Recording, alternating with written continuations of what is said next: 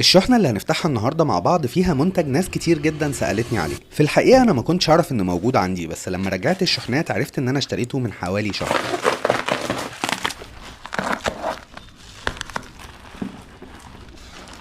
رحبوا معايا بإيبو ميكر جالاكسي 65. عايز اقولك ان سيريس جالاكسي من إيبو ميكر ناس كتير جدا سألتني عليه، لدرجة ان انا اشتريت 2 جالاكسي 100 والاتنين اتباعوا بعد الفيديو بشكل مباشر، وده خلاني عايز اعرف ايه الفيتشر اللي موجودة في كيبوردات جالاكسي ومش موجودة في الكيبوردات التانية. فبعد تفكير عريض قلت اكيد مش عشان يعني بتتوصل على اي جهاز وايرلس او وايرد او بلوتوث، واكيد برضو مش عشان قابلة للتعديل من خلال تطبيق فايا.